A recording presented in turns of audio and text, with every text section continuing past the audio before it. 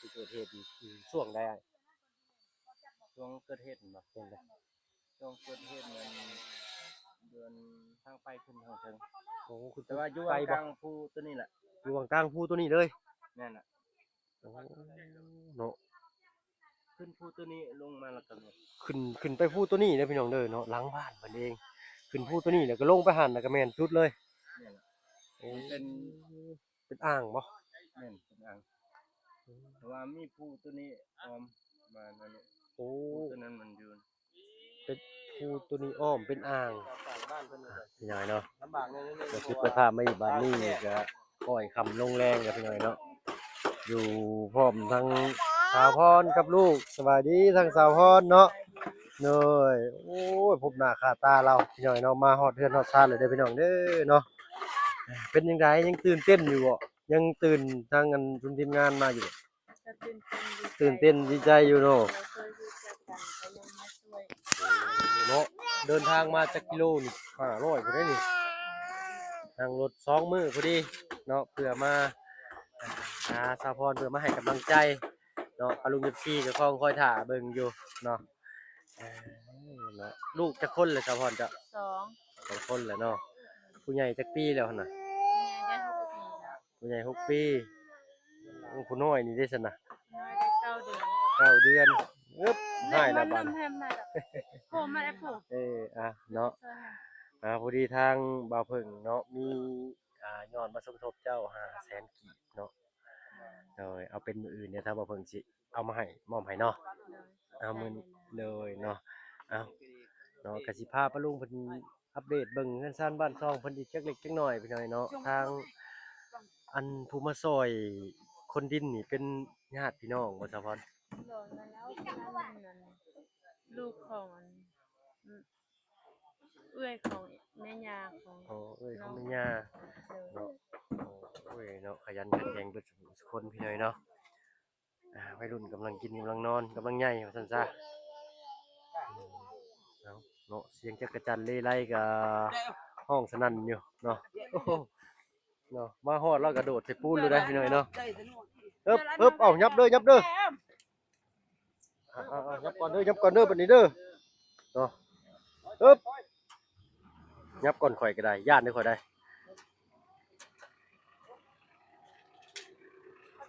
mấy chị con giờ là con đi con เริ่มมืดแล้วพี่น้อยเนาะ rút theo à บ่ยาวเราขึ้นง่ายลงง่ายอยู่ดอกเนาะเพิ่นสมชื่ออยู่เนาะเนาะพี่น้อยเนาะเราถ่าทางบ่ยาวเพิ่นจักหน่อยก่อนพี่น้อยเนาะเดี๋ยวสิพาปาลุง FC ไปอัปเดตบ้านช่องเฮือนชานทางสาวพรเพิ่นพี่น้อยเนาะโตนี่ก็เป็นอันมันสาคูเด้อพี่น้องเด้อมันสาคูที่ว่าเพิ่นเฮ็ดเส้นนะเนาะเฮ็ดเส้นข้าวเปียกเฮ็ดเส้นเฟอหั่นน่ะเนาะเอาเพิ่นทางชาวบ้านเพิ่นบอกแนวนั้นเนาะก่อนอื่น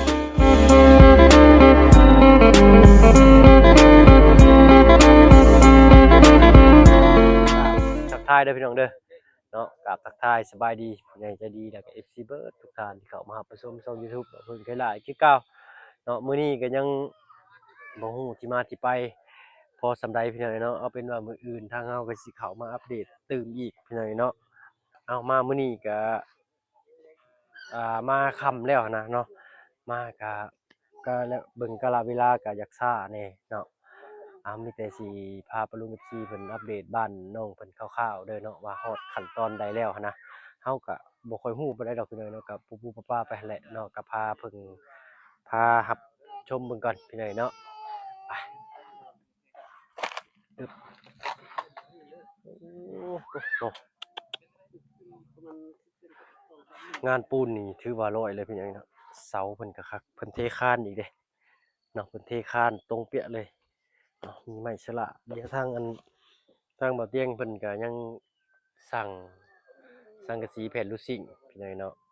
มาให้ทางสาวพรกับลูกเนาะเพราะว่าอยู่เขตนี้บ่มีพี่น้องเนาะสั่งตรงมาจากเชียงขวางเลยเนาะเชียงขวางนี่ก็ได้ยินแต่ชื่อพี่น้องเนาะถ้าว่าเพิ่นก็บ่เคยพบเคยพ้อเคยไปจักเทื่อเนาะว่าจะใกล้หรือแนวใดก็บ่ฮู้คือกันพี่น้องเนาะ อ้าวก็สิประมาณนี้บ้านเพิ่นก็สิประมาณจักเม็ดคูณจักเม็ดเดี๋ยวสิไปถามไอ้สร้างเพิ่นเบิ่งก่อนพี่น้อยเนาะโอ้ยบ้านนี่ขนาดเท่าไรเด้ไอ้เนาะฮัลโหล สบายดีอ้ายโดยบ้านนี่เพิ่นเฮ็ดขนาดเท่าไรก่อนจักเม็ดคูณจักเม็ดก่อ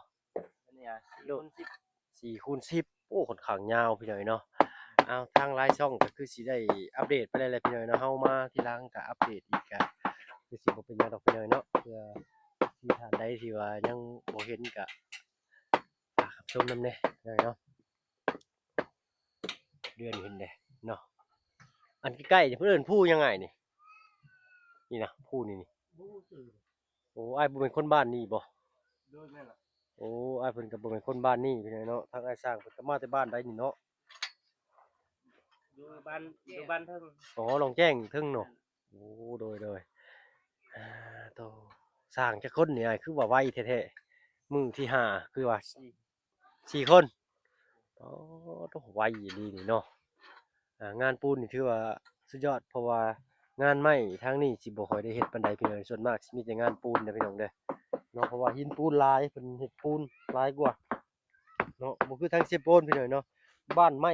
เต็มแต่ว่างานปูนนี่สิบ่ปานใด เนาะก็แล้วแต่สร้างนั้นๆไปพี่น้อยเนาะเอาอันนี้ก็เริ่มค่อยค่ำลงแรงแฮงแล้วพี่น้อยเนาะโทรศัพท์ก็เริ่มขาดแสงก็เริ่มสิบ่เห็นหุ่งพี่น้อยเนาะก็อดทนเอาทางบ่เพิ่นก็ได้เนาะมีเงินมีคำก็จึงหาเก็บซื้อใหม่เนาะตามมีตามเกิดคือกันหั่นล่ะพี่น้อยเนาะจากไม้แหน่จากโทรศัพท์แหน่เนาะวาสนาบ่เพิ่งว่าซั่นล่ะเนาะโอ้มีเสียงห้องน้ำอีกแล้วพี่น้อยเนาะนี่แหละห้องน้ำลำธาร เนาะเบิ่งสีเลาะๆไปเบิ่งอีกก่อนเนาะปึ๊บอันนี้ก็ฮักก็แห้งอยู่นี่เพิ่นเทคานเอาแบบว่าแน่นหนาเลยแต่ว่าเฮาก่อนี่มันสิอยากล่มหั้นน่ะใส่เหล็กก็แล้วก็ตามแต่พี่น้องนี่ใส่เหล็กก็ยังบ่คักส่ำเทคานนะเพิ่นแก้ยังมานะอ้าวเนาะถ้าบ่เพิ่งก็มาสมทบน่าสิเป็นมอบเป็นน่าสิมอบเป็นเงินให้เพิ่นหน่อยเนาะอาหน่อยเนาะ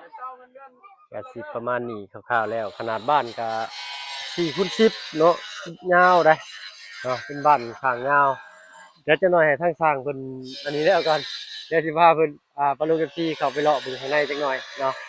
อ่าว่ามีห้องครัวเป็นแนวใดเนาะเดี๋ยวถ้าเบิ่งนำกันถ้าบ่เพิ่งมาก็ยังบ่ได้ทันเลาะเข้าไปดอกพี่น้อยเนาะก็อัปเดตเบิ่งนำกันตื่มอีกว่าซั่นซะเนาะอึ๊บไปเนาะเพิ่นบ่เฮ็ดอันลูกหมูหลุดใส่หัวบ่นี่เนาะ ตัวพี่น้องมืดแต่บัดนี้เด้อเนาะเริ่มมืดละฮึบอ่า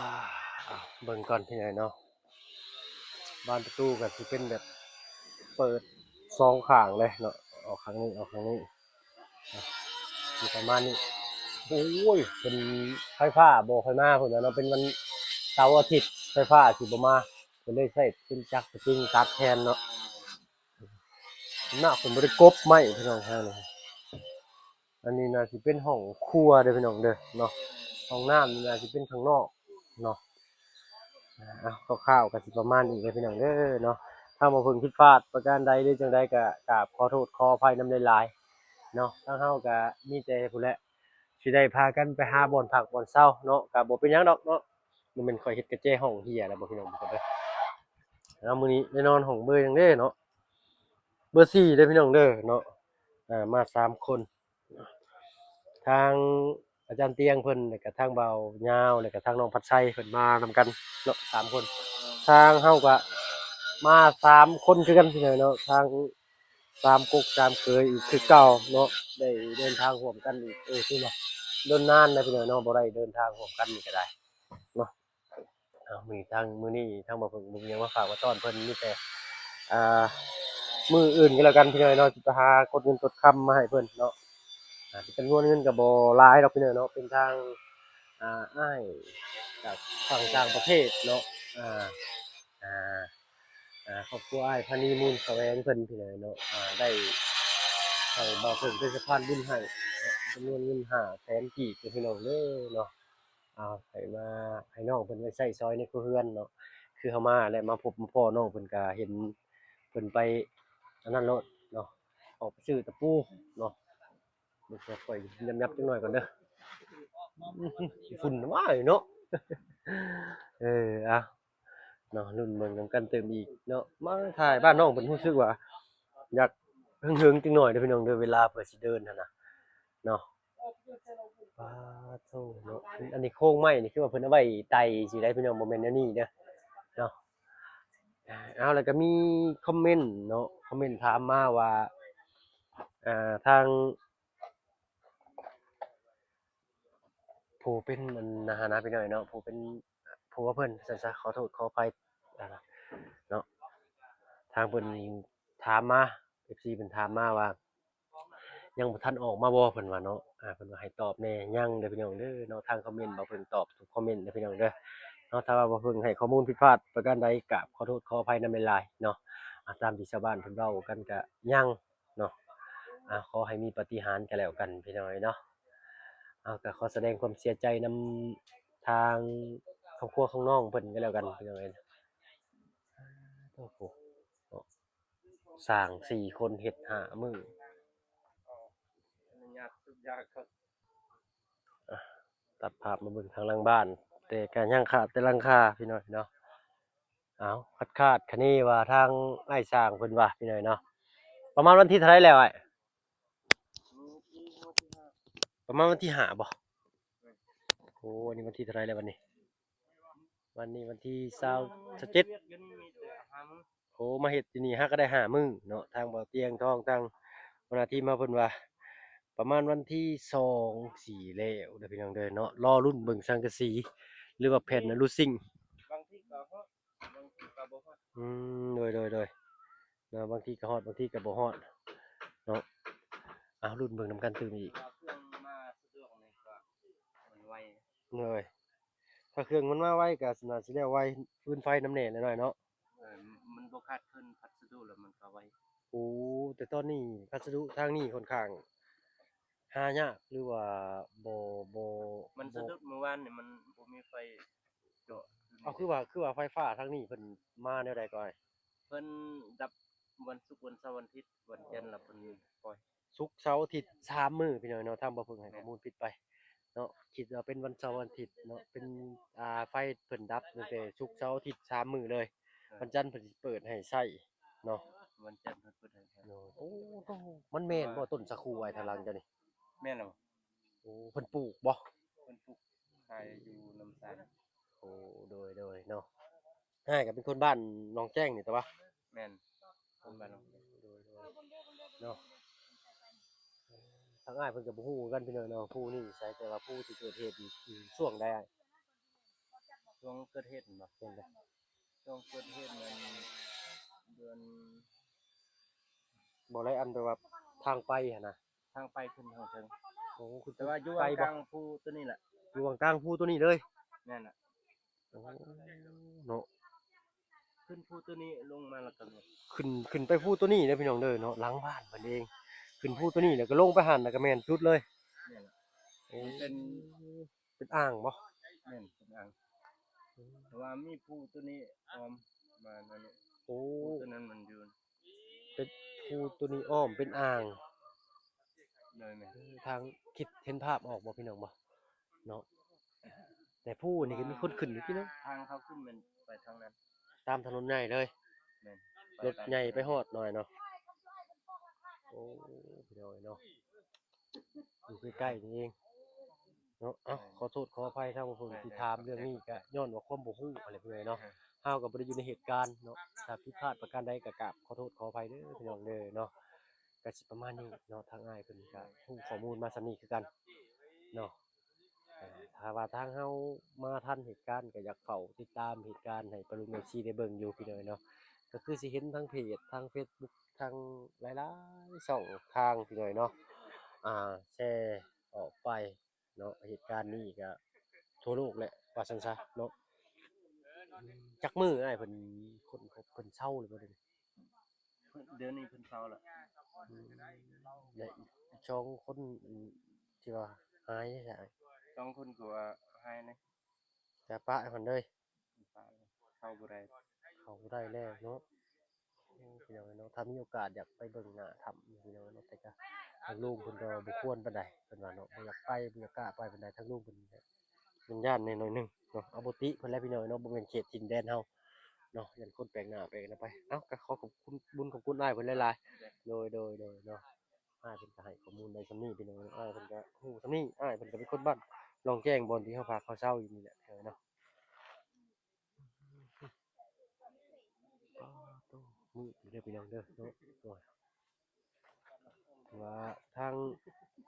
ลุงเขาไปไสแล้วบัดนี้มีแต่สิเดินทางออกแล้วบัดนี้พี่น้องเนาะหาบ่พักบ่เช้าบ่เตียงอันเด้อนี่เด้ออันใหม่ขากล้องเจ้าเด้อนี่เออเกือบรถเกือบรถแกสายเหยียบเมื่อกี้นี่พี่น้องเนาะพบกันคลิปหน้ากันแล้วกันพี่น้องคลิปนี้ก็มืดแล้วเนาะเฮาก็